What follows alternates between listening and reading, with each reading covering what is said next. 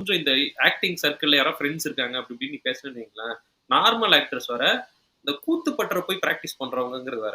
அவங்களே அந்த மத்த ஆக்டர்ஸை கீழே பார்ப்பாங்க. ஓ இவர் நார்மல் ஆக்டரா, நாங்க கொஞ்சம் கூத்து பற்றையில ட்ரெயின் ஆகணும். ஒரு சிலர்கிட்ட நான் பேசியிருக்கேன், அவனுங்கள மாதிரி தற்கூரி யாருமே கிடையாது. ஒருத்தன் கூத்துப்பட்டில போய் படிச்சுட்டு வந்தவன் என்ன தெரியுமா சொல்றான், ஆக்டிங் ட்ரைனிங் எப்படி கொடுப்பாங்களாமா, நீ வந்து உன்னை வெயிட்லெஸ்ஸா ஃபீல் பண்ணும். அந்த இவன் அந்த ஜிகர் தண்டால ஒருத்தன் ட்ரைனிங் கொடுப்பான்ல, நீ எப்படி வெயிட்லெஸ்ஸா ஃபீல் பண்ணுவோம்னா, ஏதோ ஒரு ரோலுக்கு இப்ப நீ வெயிட்லெஸ்ஸா இருக்குன்னா, ஏன் நீ வெயிங் ஸ்கேல்ல காமிச்சா கூட முள்ளு நவரக்கூடாது. எப்படி நீ நீ சொல்லு, நீ பிசிக்ஸ் புக்க நீ அதுதான் பிசிக்ஸ் புக்க தொடாதவன் தான் இப்படி எல்லாம் பேசுவானுங்க. இந்த குரு சோமநாதன் இருப்பாரு, அவரு தான் வந்து இந்த ஆக்டிங்க்குலாம் வந்து ஒரு லெஜெண்ட். அவர் என்ன சொல்றாருன்னா, நான் இப்படிதான் கலரி கத்துக்கிட்டப்ப இந்த சிலம்பாட்டத்துல இப்படி கலரி இப்படி போடும்போது, அப்பதான் நான் கவுண்டமணி கூட ஒரு இது நடிச்சேன், ஏன்னா ஒரு சீன் நடிச்சேன். அப்பதான் கவுண்டமணி டக்குன்னு என்ன கலாய்ச்சிட்டாரு. கலாய்க்கும் போது நான் திருப்பி ஒண்ணு போட்டேன். அதை நான் கலரியில தான் கட்டுட்டேன். கலரியில அஃபென்ஸ் ஆடி திருப்பி டிஃபென்ஸ். அதாவது கலரி 30 வருஷமா மாஸ்டரா இருக்கவங்க கூட இப்படி பேச மாட்டான். சரியா? இவனுங்க 2 மாசம் அது 1 மாசம் நடக்காதுன்னு இல்லடா, 1 மாசம் அந்த கொட்டாயில இருப்பானுங்க. அவனு வந்து கலரி எக்ஸ்பர்ட் ஆயிருவானுங்க. ஒரு மாசம் கராத்தே கிளாஸ் போவானுங்க அந்த ரோலுக்காக. ஒரிஜினல் கராத்தே மாஸ்டர் கூட அப்படி பேச மாட்டான். இவனுங்க லைட்டா தெரிஞ்சுக்கிட்டு வந்து 1 மாசம் கழிச்சு அவன் தோல்ல கை போட்டு நீ ஏன் மாஸ்டர் இப்படி பண்ணக்கூடாது அப்படி மாட்டே போட்டு ஏகேவே எடுத்துக்கலாம். திருப்பி அவங்கெல்லாம் ஒரு ஃபேம் வரதுக்கு முன்னாடி ஏன் அவருக்கு அந்த செலிபிரிட்டிக்கு இவ்வளவு வருது, எங்களுக்கு ஏன் வரல, நாங்க எப்ப பெரிய ஆள் ஆகும். பட் ஆனதுக்கு அப்புறமேட்டு எனக்கு இன்னமேட்டு இந்த கீழே என்னையெல்லாம் இப்படிலாம் கூப்பிட வேணாம், தலையெல்லாம் கூப்பிட வேணாம், ஏகேன்னு கூப்பிடுங்க. எனக்கு வந்துட்டு நான் போற இடத்துல எதுவும் டிஸ்டர்ப் பண்ணாதீங்க. எனக்கு எதுக்கு இப்ப இவ்வளவு பேர் கீழே வந்து என்ன எதுக்கு எனக்காக எதுக்கு இவ்வளவு பேர் நிக்கிறீங்க பாக்குறதுக்கு அப்படிங்கிறது. கீழே இருக்கும்போது வேணும்னு தோணுது, மேல போகணும்னு ஏன் அது லைக் ரொம்ப டிஸ்டர்பன்ஸா ஃபீல் பண்றாங்க நிறைய செலிபிரிட்டி. இப்படிதான் மெயினா வந்து இவங்க என்ன சொல்றாங்கன்னா, ஒரு பாயிண்ட்ல என்ன யாரும் ஏன் இப்படி என்ன எல்லாருமே சுத்தி வந்து டிஸ்டர்ப் பண்றீங்க. ஒரு டைம் இவனுக்கு மார்க்கெட் அவுட் ஆகி யாருமே உன்னை கண்டுக்கலையே. அந்த டைம்ல நீ பப்ளிசிட்டி தேடிக்கிட்டு அப்பதான் அந்த சிம்பத்தி எல்லாம் ரொம்ப பேச வேண்டியது. ஐயோ என்னை அந்த டைரக்டர் என்ன தெரியுமா சொல்லிட்டாரு, என்னை அந்த ஆக்டர் வந்துட்டு வெளியே நிக்க சொல்லிட்டாரு, அவர் நடிச்சா படத்துல நான் நடிக்க மாட்டேன்ட்டாரு. நீங்க எங்க வந்து சொல்ற ஷோ பிசினஸ்ல இருக்காங்க, கண்டிப்பா நீ பீப்புளை மீட் பண்ணி தான் ஆகணும். கண்டிப்பா ஒரு சில டைம் பர்சனல் கொஸ்டின் ஏதாவது கேட்பானுங்க, அது வல்கரா இல்லாம இல்ல இருந்தா நீ ஆன்சர் பண்ணலாம். ரொம்ப கேவலமான கேள்வி கேட்கறானே கண்டிப்பா நீ வந்தா தவிர்க்கலாம். எங்களுக்குன்னு ஒரு பர்சனல் லைஃப் இருக்கு, அதை கொஞ்சம் விட்டுருங்க அப்படிம்பாங்க. சரி நீ பர்சனல் லைஃப் தவிர வேற ஏதாவது கண்டென்ட் பேசி பார்க்கணும். சரி இந்தியன் எக்கானமி பத்தி பேசுது, ஏஐல இப்ப என்ன புது டெக்னாலஜி வந்திருக்கு நீ பேசு. இந்தியால ஈவியோட இம்பாக்ட் ஏதாச்சும் இருக்குமான்னு சொல்லு. இதை பத்திலாம் நீ பேசி பார்க்கலாம். முடியாதுல, உன்கிட்ட இருக்கிறது இதுதான் கண்டென்ட், அதுதான் அவன் கேட்பான். யூடியூப்ல இன்னைக்கு ஒன்று சர்ச் பண்ண ப்ரோ, சும்மா போயிட்டு அஜித் பத்தி பார்க்கலன்னு சொல்லிட்டு அஜித்னு போடுறேன், அஜித் ஆங்கிரி வித் ஃபேன்ஸ் அப்படின்னு. அஜித்தோட மைண்ட் செட் எப்படின்னா, அவர் வந்து இப்போதைக்கு யாரும் ஆக்டர்னு கூப்பிட்டா அவருக்கு பிடிக்காது. அவர் பார்ட் டைம் ஆக்டர். அவர் வந்து சயின்டிஸ்ட், அந்த ட்ரோன் எல்லாம் கண்டுபிடிச்சு விடுறவரு. அதாவது இல்ல வந்து பைக் ரேசிங் கம்பெனி வச்சு நடத்துறவர். ஏன்னா வந்து நீங்க நிறைய பாத்தீங்கன்னா நிறைய ஆக்டர்ஸ், நான் அஜித்னு ஏன் பர்டிகுலரா சொல்லணும், நிறைய ஆக்டர்ஸே பாத்தீங்கன்னா அவங்க ப்ரொஃபஷனை தவிர வேற ஏதாவது ஒரு டேக்லைன் அவங்ககிட்ட இருக்கணும்னு யோசிப்பாங்க. ஏதர் வந்து பெட் ரெஸ்கியூவர், கொஞ்சம் எலைட்டா பெட் ரெஸ்கியூவரா நான் இருக்கேன், இல்ல வந்து இந்த பிசினஸ் ஆண்டர்பிரனரா நான் இருக்கேன் இப்படிங்கிறது, இல்ல பிலாந்திரபிஸ்டா இருக்கேன் இப்படிங்கிறது. ஏன்னா அவங்களுக்கே தெரியும் அந்த ஆக்டர்ங்கிற டேக்லைன் நல்லா அது ஒரு பெரிய ஒர்த்தான டேக்லைன் கிடையாது. அதை தாண்டி வேற ஏதாவது டேக்லைன் வேணும். ரீசன் ஏன்னா they feel it's not enough. புரியுங்களா? நான் வந்து ஏகேன்னு நான் சொல்ல, நிறைய ஆக்டர்ஸே பாத்தீங்கன்னா வெறும் ஆக்டர்ங்கிற டேக்லைன் அவங்களுக்கு பிடிக்காது. எனிவே நிறைய சேலரி இருக்குடா, நிறைய வேற இதுல இன்வெஸ்ட் பண்ணுவாங்க. இல்லடா, இன்வெஸ்ட் பண்றது நான் தப்புன்னு சொல்ல, இன்வெஸ்ட் பண்றதுனா வேறடா. லைக் அவங்களோட இந்த ப்ரொஃபஷனே கிடையாது, என்னோட பேஷனே வேற, பட் அன்பார்ச்சுனேட்டா இதுல வந்துட்டேன் அப்படிங்கிற மாதிரியே பண்ண வேண்டியது. பட் ஆனா இதுதான் உனக்கு லைஃப் கொடுத்துருக்குது. அன்பார்ச்சுனேட்டா நானே இந்த வீடியோ பார்க்க வந்துட்டேன் அப்படின்னு எனக்கும் வேற டிபார்ட்மெண்ட் நார்மலா ஒருத்தங்க ஒரு போலீஸ் இருக்காங்கன்னா தொப்பை போட்டுருச்சுன்னா இவங்களுக்கு ஏன் தொப்பை போட்டுருச்சு, சம்பளம் வாங்குறாங்க, ஒர்க் பண்றாங்க. அந்த மாதிரி நீ இது ஒரு ப்ரொஃபஷன் தான். இதுல வந்துட்டு நீ வந்துட்டு எனக்கு பிடிச்சது வந்தா இப்ப பிடிக்கல எனக்கு எல்லாம் வேணாம் அப்படிங்கிற மாதிரி எல்லாம் இருக்க கூடாதுல்ல. இப்ப இதெல்லாம் பார்த்துட்டு நாளைக்கு நம்ம யூடியூப் சேனல் ஃபேமஸ் ஆகி நம்மள ஏதாவது ஆக்டிங் ரோலுக்கு ஏதாவது கூப்பிடாம விட்டுறாதீங்க. ஏன்னா இருக்கிறதுலே நோகாம சம்பாதிக்கிற அந்த காலம் தான். அதுவும் வந்து சீரியல் ஆர்டிஸ்ட் ஆகணும்னு ரொம்ப நாள் ஆசை. ஏன்னா எனக்கு இது சீரியஸா இது சொல்லணும். என்னன்னா நான் இவ்வளவு டைம் பாத்துருக்கேன். இல்ல நீ பெரிய ஆக்டரை கூட எடுத்துக்குவேன். இப்ப இந்த கவினும் இந்த ஸ்டார் படத்தை நடிச்சவங்களோ எல்லா ஆக்டர் ஹீரோஸுமே அவங்க படம் ரிலீஸ் ஆகும் போது அவங்களுக்கு என்னன்னா அந்த பட்ஜெட் மேல ஒரு கவலை இருக்கும். இவ்வளவு செலவு பண்ணிட்டாங்களே, இதை எடுத்துடுமா மூவி, ஃபர்ஸ்ட் நாள் எப்படி ரெஸ்பான்ஸ் இருக்க போகுது. எவ்வளவு பெரிய ஆக்டர் பாத்தீங்கன்னா வச்சுக்கோங்க, அந்த ஃபர்ஸ்ட் நாள் ரொம்ப அந்த அப்செட்டா இருப்பாங்க, படம் ஓடி கலெக்ஷன் வருமா. ஆனா அந்த சீரியல்ல இருக்கவங்களுக்கு மட்டும் கவலையே கிடையாது. அவனுங்களும் என்னன்னா பெரிய ஒரு செலிபிரிட்டி லெவல் தான் ஃபீல் பண்ணிக்கிறாங்க இப்பெல்லாம். ஜாலியா ஏகப்பட்ட சீரியல் வந்துருச்சு, அவங்களுக்கு ஃபிளாப் ஆகுதா இல்லையா அதெல்லாம் கவலை இல்ல, ஏன்னா சீரியல் ஓடிடும், நல்லா சீரியல் நல்லா ஓடிடும், ஜாலியா அது இருக்கலாம். கூட எல்லாம் வேற வேற ஒரு நிமிஷம் ஷோஸ் எல்லாம் ப்ரோ கூப்பிடுறாங்க. ப்ரோ ஒரு உண்மையான காரணத்தை சொல்லுங்க. சீரியல் போறதுக்கு உண்மையான காரணத்தை நீங்களே சொல்லிருங்க. ப்ரோ உண்மையான காரணமே அதான், இப்ப எந்த கவலையும் இல்ல. உண்மையான காரணத்தை நீ சொல்லுங்க. வந்துட்டு ஏகப்பட்ட ஆக்ட்ரஸ் கூட நடிப்பாங்க, அதுலயாச்சும் ஒரு ஹீரோயின் தான், இதுல ஒரு 4-5 ஹீரோயின் வச்சிருக்காங்க. சீரியலை பாக்குறது நேர்ல போய் வேடிக்கை பார்க்கலாம் அப்படிங்கிறது நல்லா இருக்கு. இங்க இந்த ஆக்டர்ஸ் ப்ரொஃபஷன் இஸ் ஓவர் ரேட்டடுங்கிறது இன்னொன்னு சொல்றது என்ன, படம் ஒண்ணு நல்லா ஓடுதுன்னா அதுக்கு முக்கிய காரணம் யாரு? ஒண்ணு கதை, ஸ்கிரீன் பிளே எழுதுறவன், டைரக்ட் பண்றவன், டைரக்டர் தான் ஆப்வியஸ்லி. பாதி முக்காவாசி படம் ஓடுறதுக்கு அனிருத் தான் காரணம் தமிழ் சினிமால. என்ன கேட்டா ஆமாமா ரீசன்ட் மூவி எல்லாமே அவன் தான்டா. அனிருத் தான் காரணம். ஆனா எல்லா டெசிஷன் மேக்கிங் திருப்பி அந்த ஹீரோக்கே போகுது. புரியுங்களா? ஹீரோ தான் கோல்.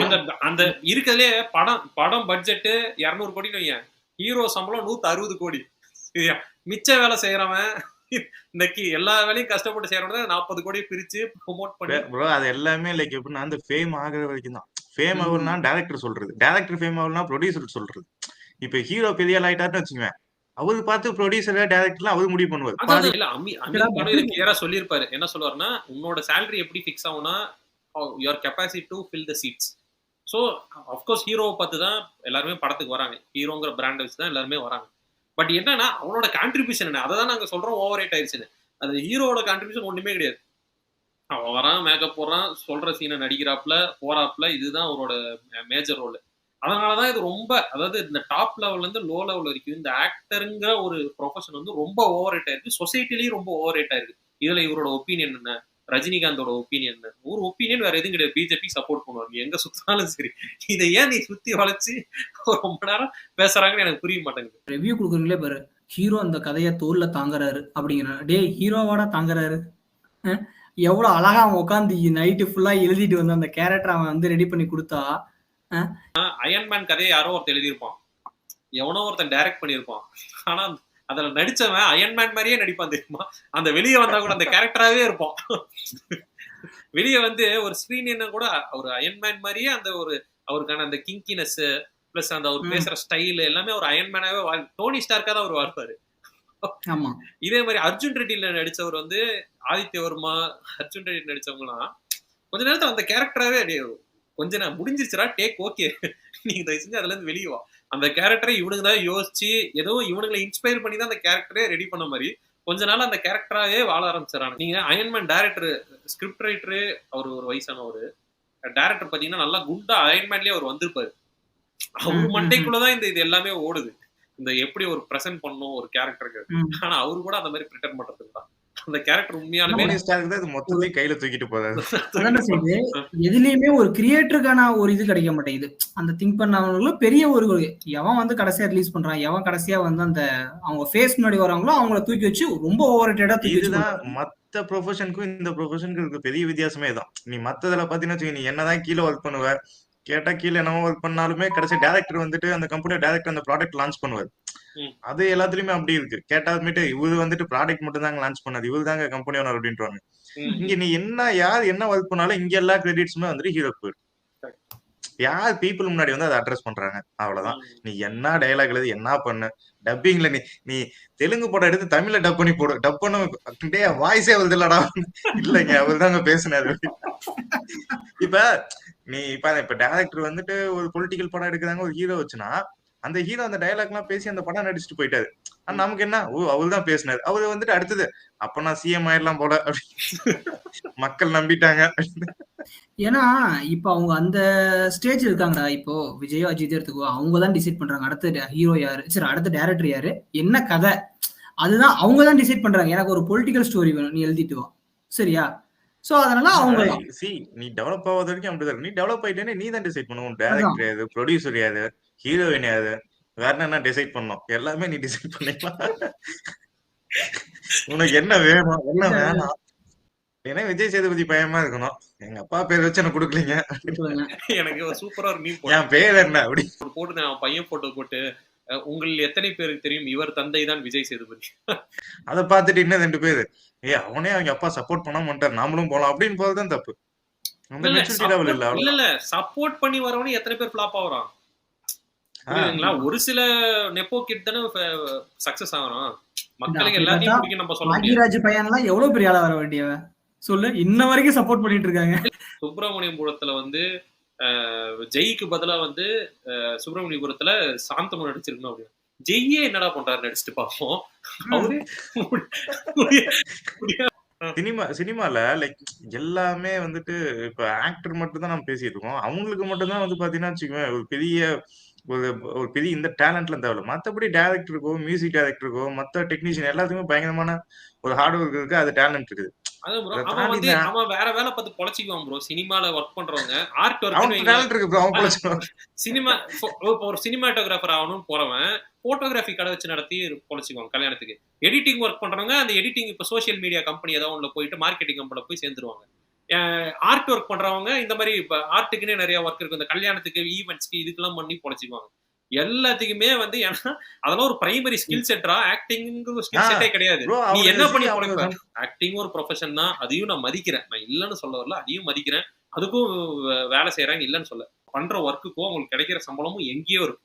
ஒரு ஜூனியர் ஆர்டிஸ்ட் கூட ஒரு தினக்கூலி போறவனை விட ஜூனியர் ஆர்டிஸ்ட்டுக்கு ஒரு 10 மடங்கு சேலரி இருக்கும். சின்னதா நீ சும்மா பேக்ரவுண்ட் நடந்து வந்தா கூட ஒரு ஜூனியர் ஆர்டிஸ்ட்டுக்கு பெரிய சேலரி இருக்கு. ஸோ அது வந்து ஒரு அதே மாதிரி ஸ்கில் செட்டு அதுக்கு ரெக்வயர்டு ஸ்கில் செட்டுமே ஒரு பெரிய லெவல் ட்ரைனிங் இல்லாமலே நீ பண்ணிடலாம்.